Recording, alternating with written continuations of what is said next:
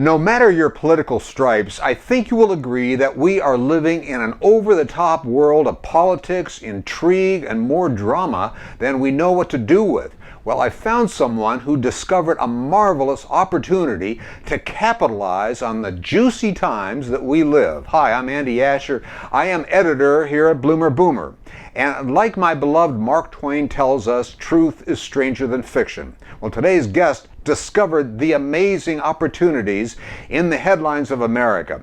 He is Robert Trebor, an accomplished character actor, widely recognized for playing a fictional salesman in Salmoneus in the cult hit series Hercules, the Legendary Journeys and Xena, Warrior Princess, and the film about the real-life serial killer David Berkowitz, otherwise known as the Son of Sam, in the movie Out of Darkness, opposite Martin Sheen. And now, his new book, The Haircut, Who Would Be King? Robert, it is great having you here today. It is a real delight. Thank you so much, Andy. Pleasure to be here. And I think your inspiration to write this book is purely genius. And if there is... Whoa! No, honestly, listen to me. If there is an overall message that I get from your novel is to laugh at the absurdity of the situation in which we find ourselves. And I think it's perfect. Thank you. Thank you. Yeah, well, truth is stranger than fiction, and Donald Trump is stranger than most things. So, and my playing of both a psychopath, the Son of Sam, and a jolly salesman, Salmoneus, and Hercules and Xena, the intersection, for me at least, and many voters out there, of psychopath and salesman is our president.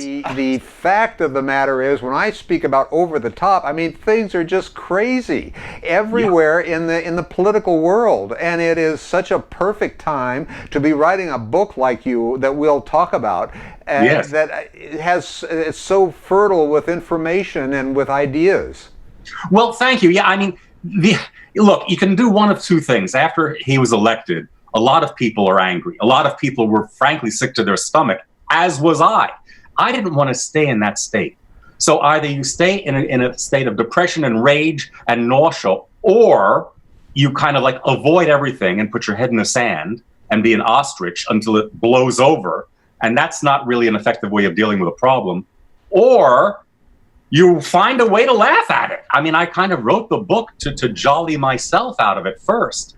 And then I showed sections to my wife and some friends. And they said, yeah, this could do a lot of people good, frankly. You're kind of constructing a narrative that it's a fictional narrative. I start with him and Putin also. The book deals with the relationship, the odd relationship between the president and Vladimir Putin. So I start with them both as 9-year-olds in their respective countries, dealing with their serious problems and their broken childhoods, each dealing with it in a different way, but ascending to power essentially by assuming a kind of persona, assuming, in Putin's case, I say he was a Johnny Weissmuller fan. He loved bodybuilding. Because his brothers makes sense, yeah. I mean, there were pictures of him where he's bare-chested astride a tiger. I mean, you can't make that up. And I love the name you call him, Vladimir. What's his last name? Yeah, there you go. Now, I've always been a huge believer in the power of comedy, and don't you feel that there is no better way to find relief from turmoil and anxiety, whether it's this or any other topic in the world that we're dealing with? It's the healthiest way. I mean, it really is. And look, I was 7 years ago. I was diagnosed with leukemia. I was in the hospital. I was kind of miserable, but my wife suggested I watch some DVDs, some W.C. Fields, some Marx Brothers, some Monty Python, some Fawlty Towers. And every day when I was in the hospital feeling kind of decrepit and with no energy, I'd laugh heartily. And my doctor said, that is so good, man. It is so good, both psychologically, but physiologically, to give your heart and your lungs a good workout. Ah, So that's a I good couldn't point. walk, I couldn't get out of bed. I didn't think about the physical benefits. I mean, in the emotional benefits, I've always been a fan of comedy, and up until lately did I realize how happy it makes me feel. But something that I have to remind myself that might apply here is whether there's a danger in laughing off crazy antics that may become the truth. Ah, now that's a point, a very specific point. Thank you for bringing that up. Yeah, it is dangerous. Don't you think that there is a kind of a weird risk going on there? There's a risk of laughing it off because that normalizes it. That's it. Oh, well, that's just Donnie being Donnie. And he says 17,000 lies, and people become inured. People become, that he's just... No, you can't laugh it off. I hope my book and work like this, you laugh at Donald Trump. It is such a rich topic that I would think you could probably have sequels. Now, you have such a rich background in entertainment. Talk about the challenges of writing humor compared to acting in comedic roles. Well, it's funny. This is not really a new career for me. I've been writing throughout. Yeah, I was going to ask you about that. I figured you had. Yes, and when I was in between gigs as an actor in New York, before actually The Son of Sam, ironically doing a lot of comedy, playing a serial killer was my breakthrough with Martin Sheen. It brought me to Hollywood's attention and got me work with John Frankenheimer and Oliver Stone. But before that, in New York, when I was struggling, I wrote a comedy act. And if you like, I'll just do it. It was a two-person act like Stiller and Mira or Nichols and May. And I had a wonderful comedy partner. Her name was Deborah Reagan. And this is the year that Gandhi came out. I'll just do a little bit. Gandhi was an incredible picture with Ben Kingsley, hopefully. Fabulous movie. Yeah. And he won, I know he won awards. The Oscar. Yeah, okay. He won the Oscar. The film won the Oscar. The director won. Yeah. It was a great film. But what most people don't realize, there was a love theme that I discovered through intense research. And I found the love theme to the movie Gandhi. And I'll do just a little bit for you and your viewers now. Gandhi, how I love you, Gandhi. I give the word to be among the folks by the Ganges River, oh my Gandhi. You're losing weight, you're much too thin, Gandhi. I'd like to make you some chicken meat, but I'm afraid you wouldn't eat. Beautiful. That's a sample of the silliness, some of which is Monty Python inflected, some of which comes in my book. Put it up in the screen there a little bit better. Okay, I will see it. Yeah, good. Yeah, I like it. Yes. Oh, let me turn this off. It was one of those inspirational things that, again, I in the 80s I wrote, even as Salmoneus, with the director and the producer's permission. I would write some punchlines for the character. I mean, it just made the writers look good, and it gave me more to act. Absolutely. I've known comedy, and I also know how to play a psychopath. But the comedy part, it really is kind of a prism on the way of looking at the world. And it's important, God knows, in these times especially, be able to laugh both at ourselves and, thankfully, through the First Amendment of our Constitution, the ability to laugh at our leaders. I'm not going to be frog marched out by police and interrogated for making fun of Donald Trump. Thank God. Even though he might like that, and I understand he has a very thin skin, he does not take himself too lightly. But the relationship between Putin and Trump continues through the book, through the inauguration, through his reign of error, I'd like to say. It's critical. I hope people buy the book and read it. And again, if somebody would love to read it to Donnie, because I think he might, I don't know if he'll laugh or not. Maybe he will. Maybe it'll break through. Maybe we can be optimistic and he can develop a sense of humor. Well, it sounds like you have a lot of hopes for the haircut, Who Would Be King, especially now as we approach the 2020 election. Exactly. I wanted it to come out during this time. It's been out for about, 4 or 5 months now. So people can read it and hopefully again, alleviate the rage and a recent criticism came out, said, if you're taking antacids or medication for a sour stomach, you can throw it away. Read The Haircut Who Would Be King, and it will settle your stomach all naturally, holistically, without taking any kind of medication. That's probably the best review that I've ever heard. So I understand now this is your first novel. Something I often ask is, what was it like writing and publishing it, even with your creative experience? What surprised you about this new journey in your life? Well, I guess for this one, because I did write another book. It wasn't a novel. It was kind of like a satiric Dear Abby called Dear Salmoneus. I was commissioned to write that while I was doing Hercules and Xena. But this, and it was published and I got, in advance. This I put my own money into because I really wanted to tell a fictional story, but based in some truth, based in facts, which I put through a funhouse mirror. For instance, his first wife, Ivana, said that Trump, and this has been verified, used to read Hitler's Mein Kampf at bed as much as he could read. I mean, he'd read like a chapter here and there before he ever thought about running for president. Just how to work a crowd, just how to work a group of people and manipulate the crowd culture. And so I actually took pieces of Mein Kampf and have Trump reading them. And little quotes like, how lucky for leaders that men do not think. It's important for the leader to focus the public on an enemy, on a common enemy, and never let anything lose the focus. So now the enemy, to a degree, is the fake news and the media. And he keeps drumming that in. They're our enemy. The press is our enemy, when in fact, the press is critical to the well-being of our country. And is this a theme that goes through the book, or it is partially a theme that does that. I also have him and Putin actually meet. I mean, there's a lot of stuff out of my imagination. There's a lot of stuff that's really exploded and very farcical. It sounds it has a very visual tone to it. That's part of my actor training, I think. It must be. It must be.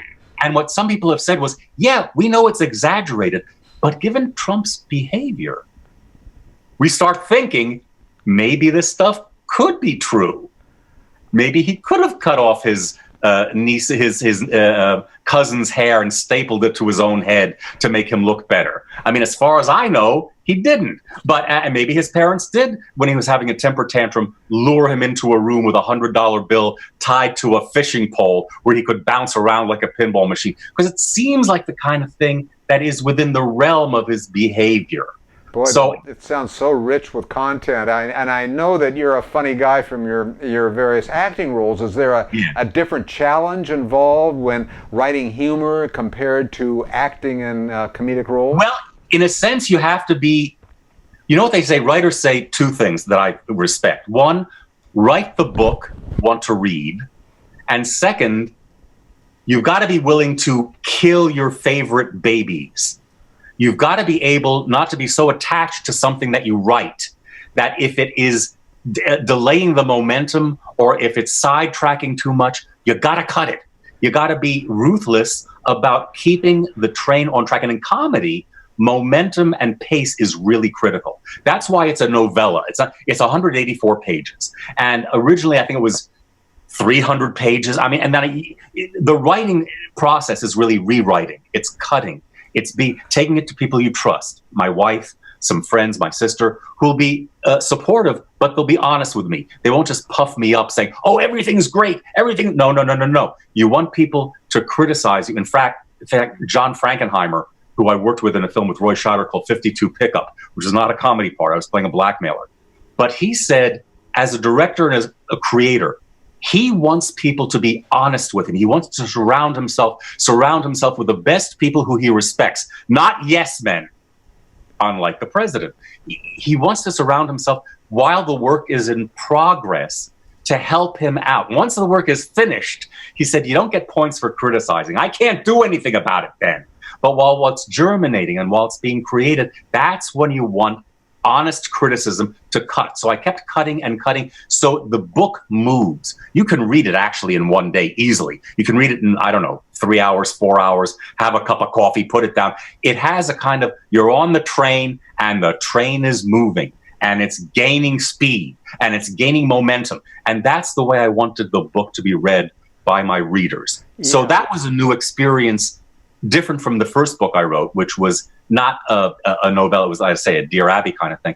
This, where people could put it down and pick it back up. This, I wanted people to get on the train and get with it. And as one of the other reviewers said, and I won't spoil this, no matter how funny you think it is, the book ends with fireworks the reader can't even dream of. Wow. Well, and so and I understand you also make fun of other people, like Hillary Clinton. Yes, I call her Mallory Claxton, and I call Kellyanne Conway Marianne Curtsey, and I call Alex Jones. You know who Alex Jones? Yeah. He's the talk show guy, right? Conspiracy. Yeah. He claimed that Newtown, the high school, the elementary school massacre never happened. Right. And it was made up by actors. Well, Donald appeared on his show early on in his campaign.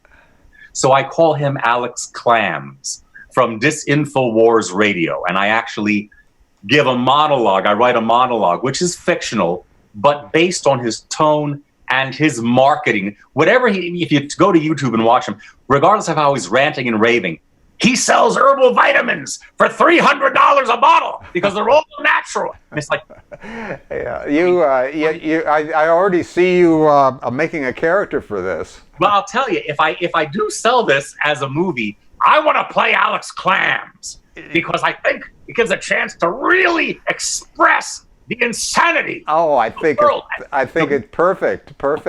And he said, go ahead. What? Once he was sued by the Connecticut parents, on whom he inflicted intentional harm and emotional damage, he said, "Wait a minute, I'm just an entertainer."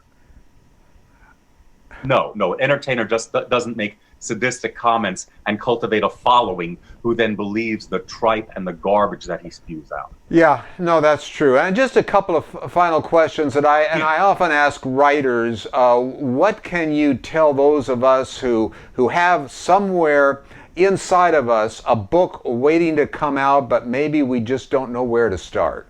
Okay, you start by sitting down in front of the blank page or the blank screen and you get something down. Now, when I was actually commissioned to write the Dear Salmoneus and I had a deadline, there are times I would just sit and you get inspiration, right? And that goes for 5 pages and then nothing. You sit down and I said to myself, I'm not going to move until something comes out of my fingertips, even if I have to throw it away later. You write by writing. You sit down and discipline yourself and you chain yourself to your chair and you work with your pen or your typewriter or your keypad and you write. You just get, and you don't censor. My wife is writing a novel now and it's really wonderful. It's a historical novel and it's really epic in nature. And some days she'll just censor herself. And I say, Deirdre, you've got to write. It's got to come out. Do not self-censor. Let it come out. If you want to throw it away later, as you might, fine. But don't self-censor. Let it come out. Let everything come out. And as some other writers said, don't be afraid to go there. Yeah. Don't be afraid to expose yourself and the world, because if there is a richness and you can put words together and you find a way to verbally express yourself, yeah, it'll need pruning. It'll need rewriting. But don't self-censor. Let it come out. And if you're dry and you really want to get it out, you sit in your chair, you cancel your appointments, and you write. There is no way to write a book than by writing it. Do the work. Boy, that's such great advice, and really such simple advice, but something that we need to hear. I'm repeating stuff that my betters have said. Believe me, this is not original with me, but it's true. It's good to hear it. It's really good to hear it from people who have done it, and that's why I ask. And you can't repeat it too often. Okay. You know. Okay. And before we leave, I don't know how much more time we have. Okay. Yeah. But February 20th, if you're in Southern California, in the Los Angeles area, I have a reading and a signing of my book at the USC, University of Southern California bookstore on Child's Way at 6 o'clock at February 20th. So please come out. I'm I'll perform a little. I'll read from the book. I'll answer questions. Hopefully some people will buy books. And also February 29th at the Barnes & Noble at Northgate Seattle Mall, the Northgate Mall in Seattle. I'll be doing a signing and a reading at 6 o'clock as well. And I think there's going to be a taping of that one, kind of like a C-SPAN thing. So that would be great to have some audience. And you can go to my website, Robert Trebor, RobertTrebor, that's B as in boy, each case, .net. And it has some more reviews of the book and a blog and a calendar where I'll be appearing at different points in the country. So please check that out as well. Well, good. And I'm not done with you yet. I just want Good. Good. What kind of takeaway do you hope that readers will get from the book? Well, first of all, I hope they'll laugh a lot. And they won't need their Pepto-Bismol or Tums about the nausea they're feeling. And also, of course, to vote. Because apparently the rumor is he escaped being thrown out. He was impeached, but he says he's been totally vindicated. Whoopee! So now we have King Donald I in the White House. So I hope people will vote. I hope people will vote for the Democratic candidate, whomever he or she is. It's critical that people vote, that they not be so frustrated or depressed, or I've had too much of it, I want it to go away. No. You've got to go out in November and vote. You've got to vote Trump out and hope that the Russians or the Chinese or whomever don't hack our voting system, so your votes will count. And you hope that they'll get maybe a little humor out of it too, right? Yeah, absolutely. I mean, you got to laugh all the way through, but don't forget to vote. Don't laugh so much that you forget voting day, because I'm hoping people will see how ridiculous this guy is. It's not that he has a bad agenda, or he has no agenda. His agenda is me.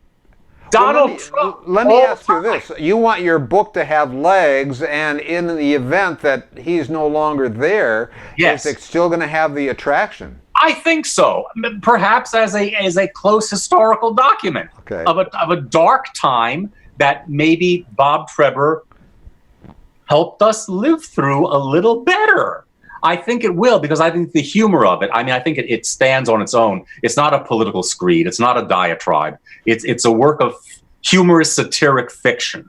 And if I can be incredibly immodest. Hey, show the book again while you're at it. Let me show my book again. Yeah. Apropos being totally immodest. And by the way, I won't be too immodest to say that on the book, one of the critics says, this is one of the funniest books I have ever read. That's where I'm going with it.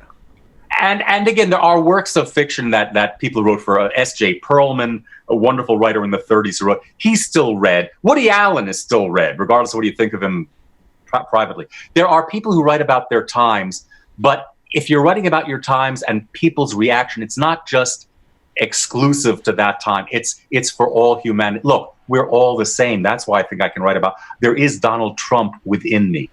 There is Donald Trump within you. The trick is to evolve and mature, because I think Donnie has basically, as he admitted on Howard Stern, he said, I am the same 9-year-old I've always been. Wow. Yes, sir. Every time we turn on the TV, we can see the spoiled 9-year-old brat. So all of us have a lot of people within inside us.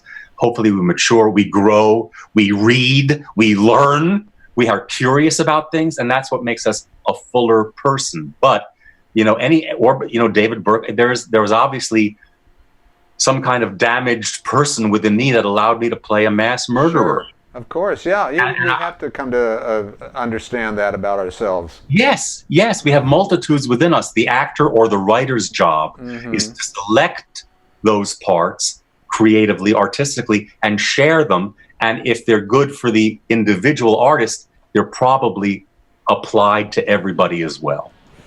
Robert Trebor, thank you so much for your time today. Thank you, Andy. It's been a pleasure. Our guest has been Robert Trebor, and he's the author of The Haircut, Who Would Be King? And it is available here at BloomerBoomer.com and all the regular places. Thank you for joining us, and we'll catch you next time. So long.